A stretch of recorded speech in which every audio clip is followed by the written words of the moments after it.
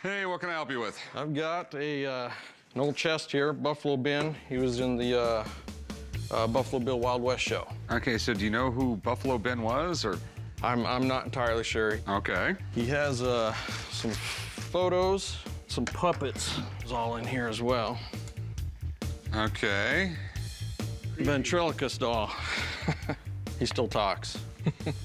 Hi, chum. I came down to the pawn shop today to try to sell my Buffalo Ben collection. Buffalo Ben had ties with Buffalo Bill. I'm hoping to get at least $5,000 out of it. I can't have it in-house, mainly because my wife thinks that the dolls that are in the box are pretty creepy. Okay, where did you get all this stuff? Well, I remodeled a house for a lady in Colorado, and she says, "Do you want it?" I said, "Sure, I'll take it." Do you know if there's any relation to Buffalo Bill, or? He was in the Buffalo Bill show. Okay. And that's supposed to be Buffalo Ben right there? Yeah. I mean, Buffalo Bill was a really great character. He had an amazing show. I mean, he toured all over the United States. He toured all over Europe. He performed for kings and queens. And that stuff I know is worth a lot of money. Buffalo Bill Cody is an American legend. The guy was a soldier, buffalo hunter, and all-around badass. He had hundreds of people working on his Wild West show. And anything associated with him can be worth money, maybe even Buffalo Ben. You have like two things here. You have this Buffalo Ben guy stuff, and you have a Punch and Judy show. You ever see the little puppet shows? No. Well, they'd reach up, and you would have little Punch and Judy shows, and and they would argue with each other, and they would always end up fighting. Okay. Always. I don't like you. I don't like you. I think you're ugly. Don't break this thing, it's old. I've seen Punch and Judy puppets. I've seen ventriloquist dummies, but this collection is really unusual. I'm figuring the dating on some of this stuff is around 1890. I don't have a clue. The little ventriloquist doll here, that's got newer clothes on it. I'm just sort of baffled here by the whole thing. I don't know if this is Buffalo Bill's cousin or who the hell this guy is. Got a friend who runs a Wild West museum. Let me get him down here. We'll get this thing figured out. Okay? The guys don't know what is in this box. I don't know what it is, so I can't wait to hear what their expert has to say. Hey, guys. Hey, Steve, how's it going? Oh, it's really great. Here you've got some Buffalo Bill things. I've worked in museums for over 30 years and just enjoy the guy. He was one of America's most charismatic historical figures. He started out as a buffalo hunter on the plains. He was a scout for the Army, and he actually got the Congressional Medal of Honor because of his service. Wow. So Buffalo Bill really had a strong basis for a Wild West show in his background. You know, I've never heard of Buffalo Ben, but Buffalo Bill had a lot of characters, performers in his show, and we're always learning about new ones, and so I'm hoping maybe we'll find something more about this guy. You know, we have some really nice stuff linking him to 1930s circus activities. The question is, from the 1930s back to 1886, 87, was he really involved with Buffalo Bill's Wild West?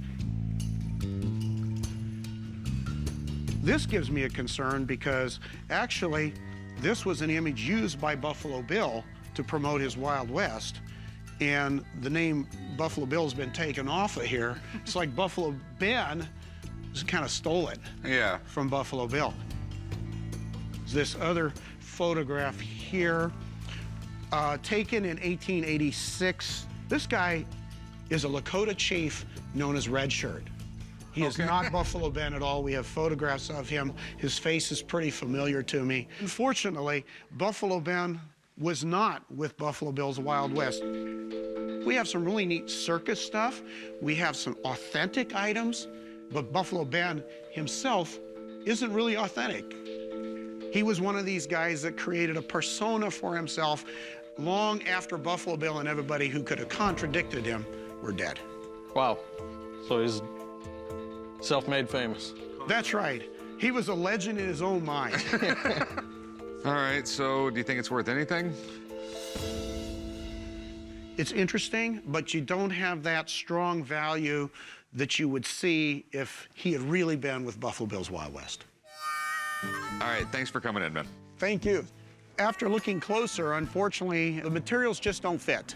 His stories don't fit. The photograph that shows him, theoretically, with the show, is somebody totally different. Well, he's apparently not in the show. Yeah, I'm not really big on this now. I mean, it's basically from a con man. But you haven't lost the battle yet, because this stuff has me really intrigued. I have a buddy who just knows everything there is to know about toys. So let me get him down here. Johnny will know all about this stuff. Great. Even though Buffalo Ben turned out to be a fake, some of these old dolls could be worth a lot of money. There might just be a jackpot here after all. Johnny, my man. Hey, what's up, guys? This is what I called you about. Taking it way back with this stuff. The guys usually call me down when they want to know the history of a piece or if they want to know its value as well. This is definitely a cool mix of pieces here with the case and everything else. Looks like he traveled, maybe carnivals, circuses, and this is probably what he used to perform and make a living at the time. These are, looks like Punch and Judy puppets, I would say from the early 1900s here. Back then, this was the big thing. I mean, people came from all over to see these puppeteers, these ventriloquist performers, and it's amazing to see this stuff here at the shop.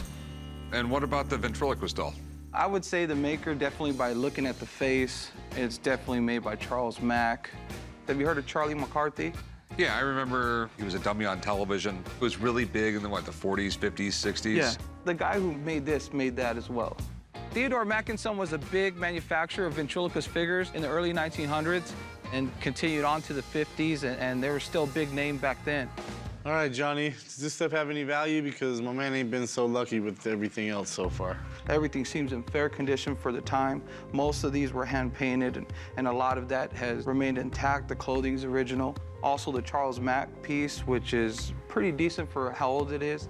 I would put a total value at about $5,000 for the whole collection here. Great. Okay. All right. Thanks, man. You're the best. All right. See you Take later. care. Yeah, a little bit of a roller coaster ride today, huh? Yeah. Okay. Yeah, this stuff right here, I don't see no money there. Just plain and simple. This stuff, what do you want for it? I was hoping to get $5 grand out of it. Yeah, $5 grand I'm not gonna do. I mean, because I'm hoping to get that. I'll give you $3 grand. With the box being a a decorative piece, You this keep the stuff box. being extra. Hey.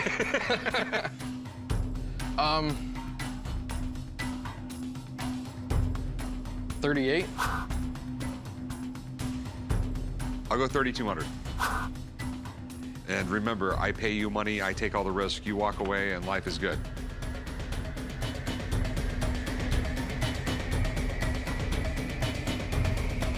I think we got a deal. All right, it's a deal, man. Write them up, chum. Let me try to... These dolls are awesome. Took half a day of work, but what a payoff.